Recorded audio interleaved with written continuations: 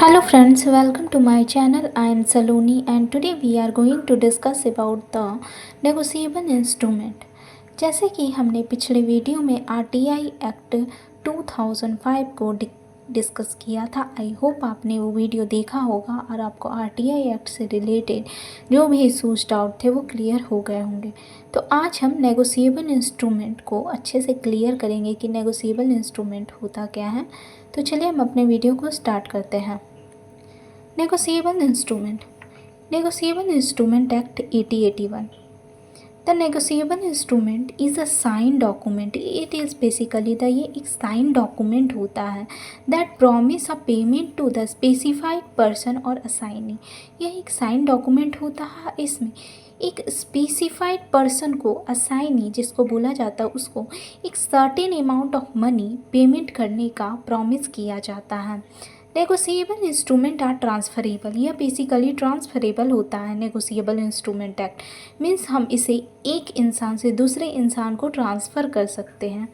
Which allow the recipient to take the fund as cash. जो भी वो cash लिया है तो वो प्रॉमिस करता है कि वो एक सर्टेन अमाउंट ऑफ मनी एक सर्टेन पर्सन को स्पेसिफाइड डेट पर वो पेमेंट कर देगा। नेगोशिएबल इंस्ट्रूमेंट में ये सब प्रॉमिस किया जाता है। Then use them they wish। Example of the negotiable instrument.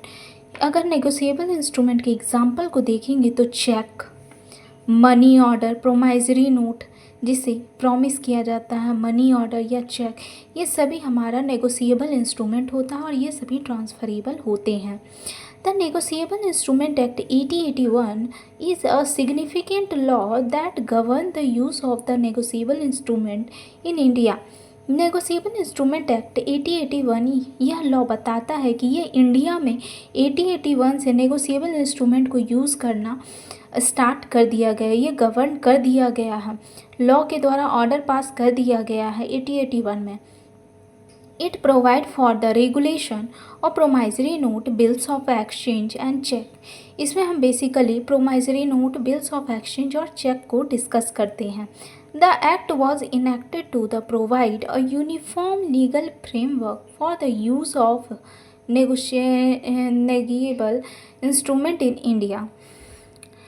Negotiable instrument can be anything, कुछ भी हो सकता है, जैसे कि मॉनेटरी वैल्यूज़ जिसका एक मनी वैल्यू होता है, मॉनेटरी वैल्यू होता है और जो ट्रांसफरेबल होता है।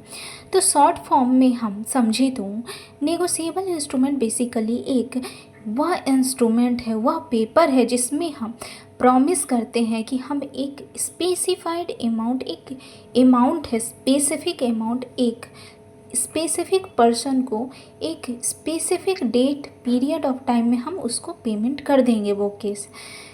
Types of the negotiable instrument में प्रोमाइजरी नोट आ जाएगा, bills of exchange and cheque आ जाएगा।